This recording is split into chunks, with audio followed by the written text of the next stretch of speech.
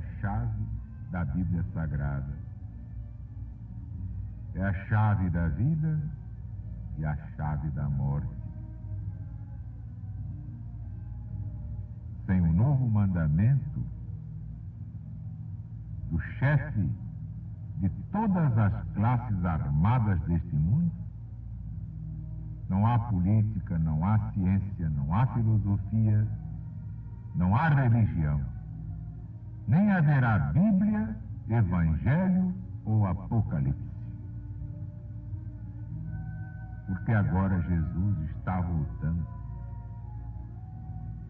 E é por isso que levamos a todo o Brasil o Apocalipse de Jesus segundo São João, o último livro da Bíblia Sagrada, sempre renovado, porque é o livro das profecias finais, dentro dos ciclos múltiplos. Para o Brasil só há um meio exato de enfrentar o que vem lá. É saber o que vem lá.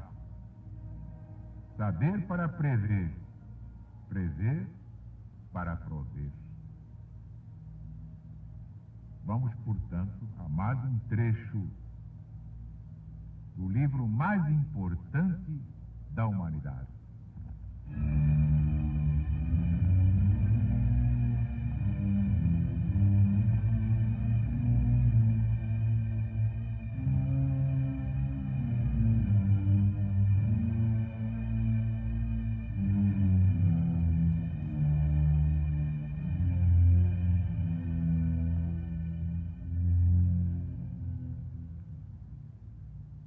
Derramou o sexto anjo seu cálice sobre aquele grande rio Eufrates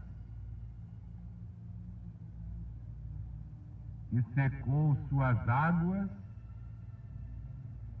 para que se aparelhasse caminho para os reis do Oriente.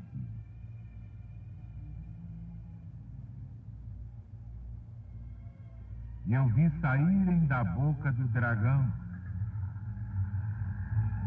e da boca da besta e da boca do falso profeta 3 espíritos imundos semelhantes às rãs.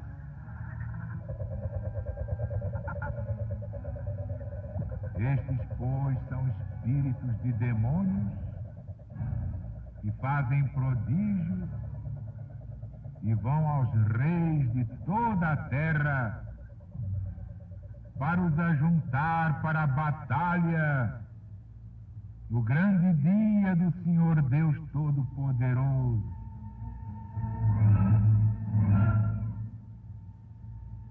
Eis que venho de repente como vem o ladrão. Bem-aventurado aquele que vigia e guarda as suas vestes, para que não ande nu e vejam a sua vergonha.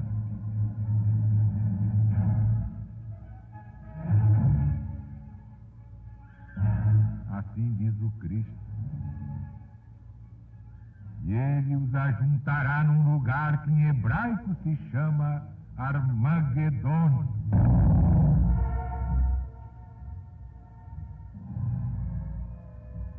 O sétimo anjo derramou seu cálice pelo ar e saiu uma grande voz do templo, da banda do trono, que dizia: está feito.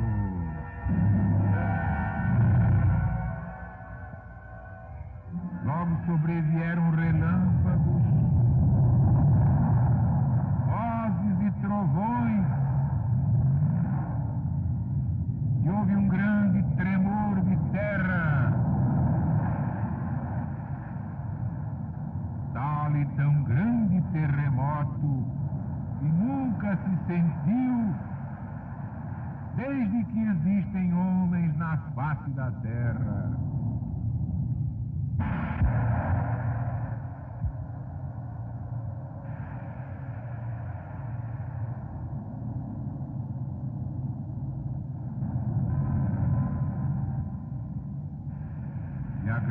cidade foi dividida em 3 partes.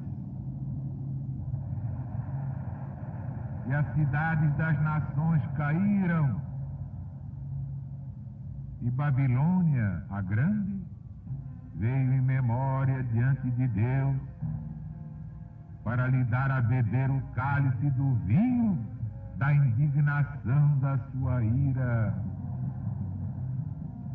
E toda a ilha fugiu, os montes não foram achados, e caiu do céu sobre os homens uma grande chuva de pedra, como do peso de um talento. E os homens blasfemaram de Deus por causa da praga da pedra, porque foi grande em extremo.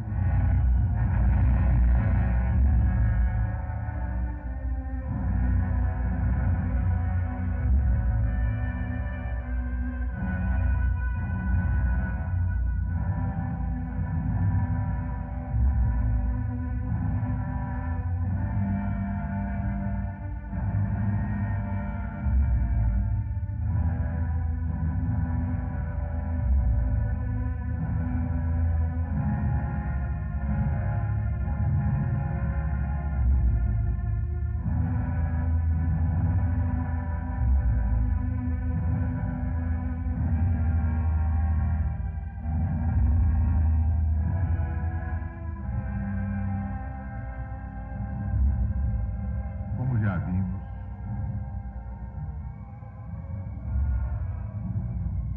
derramou o 6º anjo seu cálice sobre aquele grande rio Eufrates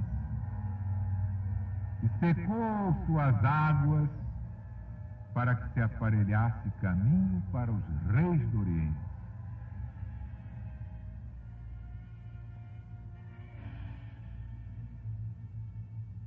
Na estilística dos profetas, secar as águas significa abrir passagem.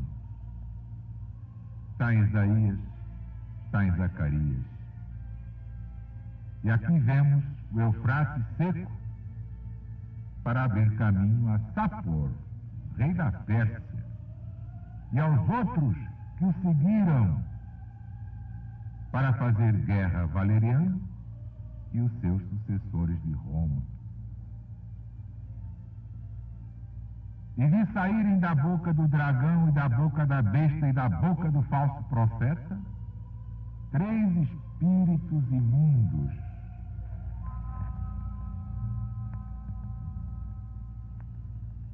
Estes, pois, são espíritos de demônios e fazem prodígios e vão aos reis de todo o mundo para os juntar para a batalha no grande dia do Deus Todo-Poderoso.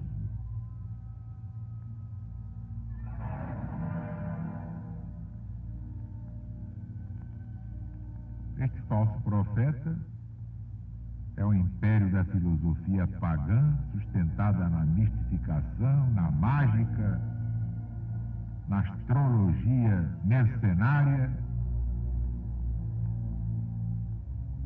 e tudo à mercê de 3 espíritos imundos, semelhantes às rãs, espíritos de demônios que fazem prodígios,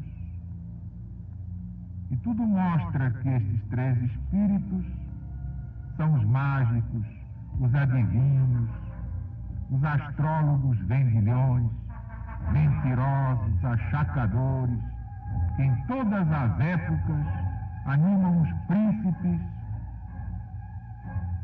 para subir na vida e tirar vantagem da sua astrologia.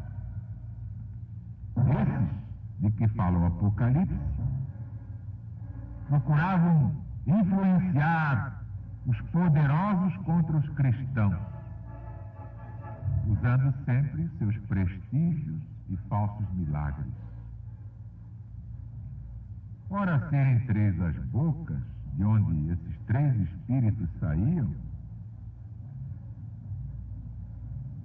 está demonstrando 3 tempos em que os mágicos valeram muito com os imperadores. O primeiro é Valeriano, ao qual este trecho do Apocalipse particularmente se refere. Dionísio de Alexandria faz menção de um chefe de magia que incitou esse príncipe a perseguir os cristãos, metendo-lhe na cabeça que tudo ia sair muito bem. Basta ler Eusébio.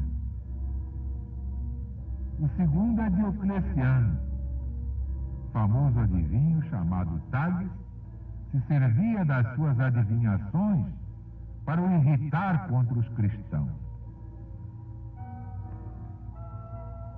O mesmo príncipe mandou a outro adivinho que fosse consultar o oráculo de Apolo, e ele lhe trouxe ordem do oráculo que perseguisse os cristãos. Basta ver capítulo 11 de Lactâncio. Na mesma perseguição, outro mágico, por nome Teuteco, erigiu um ídolo de Júpiter, que preside as amizades, e pelos seus falsos milagres, pelos seus falsos oráculos, que dele se davam, fez que Maximiano se enfurecesse contra os cristãos, assegurando-lhe que Deus mandava que ele, imperador, exterminasse os cristãos. Basta ver o livro de Eusébio. Finalmente, terceiro é Juliano Apóstata, que se estimava e acreditava nos astrólogos e adivinhos, entre todos aquele famoso Máximo, cujos embustes Eunápio descreve muito bem. Esse foi o que prometeu a Juliano uma vitória certa contra os persas. Ora, vimos que justamente o contrário é que aconteceu. Os persas ganharam. Então, depois da derrota de Juliano, todos motejavam dizendo: ó Máximo, onde estão as tuas máximas?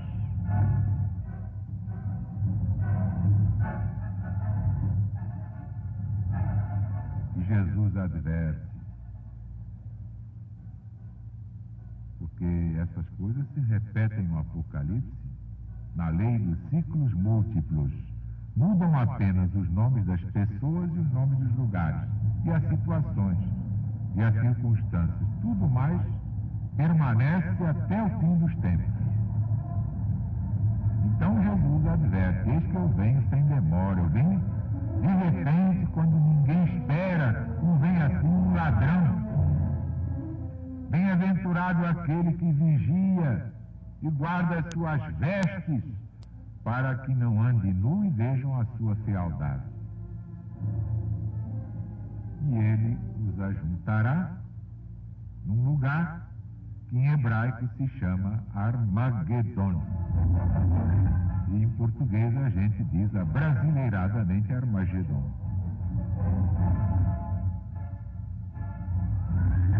Aí uma prova. Já tivemos 3 Armagedons, e o 4º vai ser o pior de todos. O original grego, dos 70, escreve este nome com 2 Ds. A-R-M-A-G, duro, forte, E-D-D-O-N.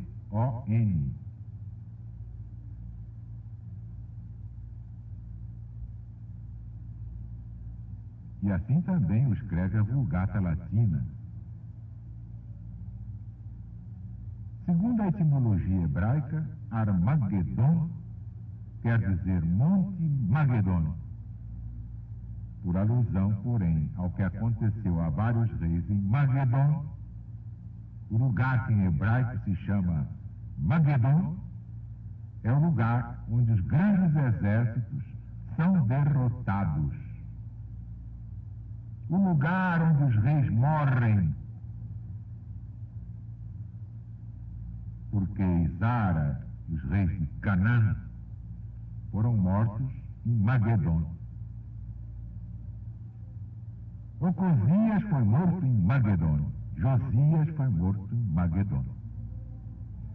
Dizer, pois, São João, que ele os ajuntará, isto é, que ele, dragão, ajuntará os reis no lugar de Armagedon, é dizer que Satanás, por meio dos embustes dos seus adivinhos e astrólogos, levará os reis que neles confiam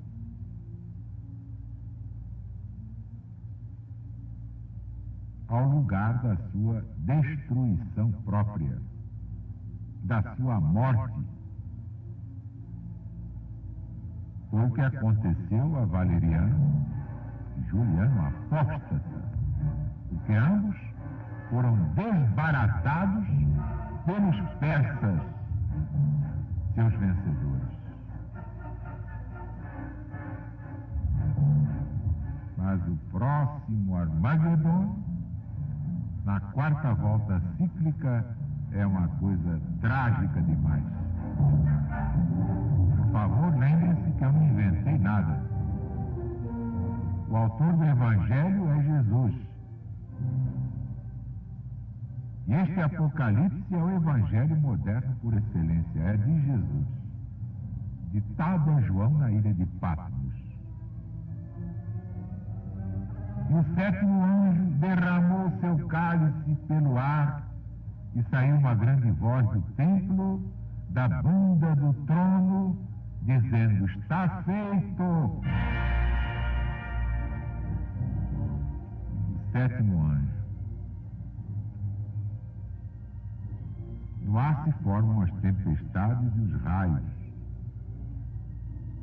No Império Romano, depois do cativeiro e morte de Valeriano, tudo se abalou, tudo se inquietou com a invasão e hostilidades das nações bárbaras, as quais, com repetidos golpes, arrasaram Roma de ponta a ponta.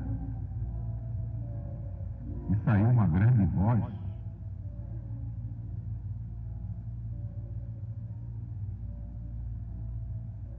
da banda do trono, que dizia: está feito. Uma grande voz. Os godos vieram para extinguir o Império Romano, e nele entraram a testa de todos os bárbaros do tempo de Valeriano. O Espírito Santo, que vê os efeitos nas suas causas e todo o progresso do mal desde o seu princípio, pronuncia desde o trono: está feito. Quer dizer, Roma está liquidada.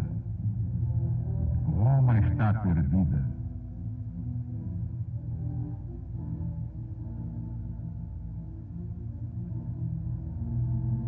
E a grande cidade foi dividida em 3 partes. Aqui, pela sucessão das coisas, estamos já transportados do tempo de Valeriano ao de Honório. Ao pé da letra, vimos então o Império Ocidental dividido em 3: Ravenna, Roma e as Gálias. Por isso diz o profeta: a grande cidade foi dividida em 3 partes. E a cidade das nações caíram. Ora, os godos tomaram muitas praças e as províncias do império se perderam. As Gálias, a Espanha, Grã-Bretanha e outras. Por isso caíram as cidades das nações. E a grande cidade foi dividida em 3 partes, e as cidades das nações caíram, e Babilônia, a grande, veio em memória diante de Deus. É que nesse mesmo tempo, Roma foi tomada por Alarico. E foi o golpe fatal.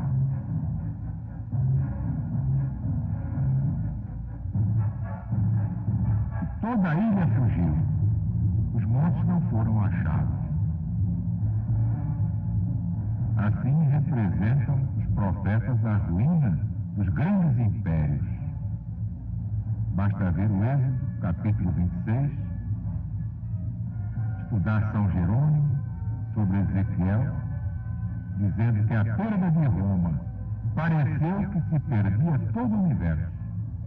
Que de fato Roma era o poder absoluto naquele tempo. E depois quis ser espiritualmente falando. Nas outras voltas cíclicas, o dragão retornou, a besta retornou. Os 3 espíritos imundos retornaram, com outros nomes. Quais são eles, hein?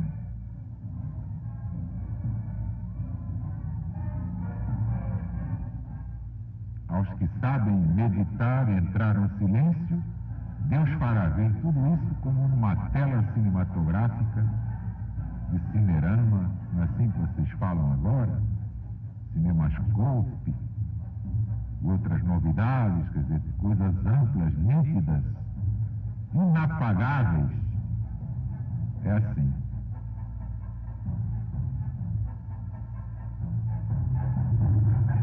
Outra ilha fugiu. Os homens blasfemaram de Deus por causa da praga. Imaginaram cair do céu sobre os homens uma grande chuva de pedra, como do peso de um talento? Eu até estou falando baixinho hoje para não apavorar ninguém. Os homens já se apavoram com uma chuvinha.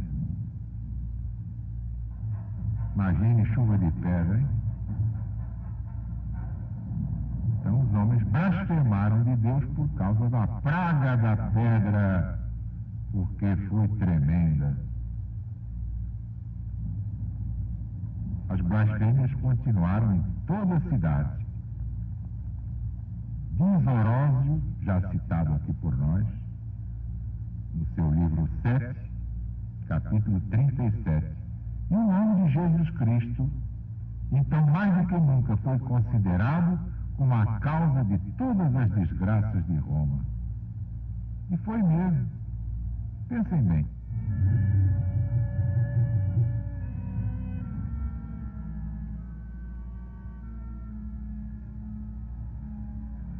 Bem, meus amigos, meus irmãos, amanhã voltaremos com o Apocalipse de Jesus segundo São João.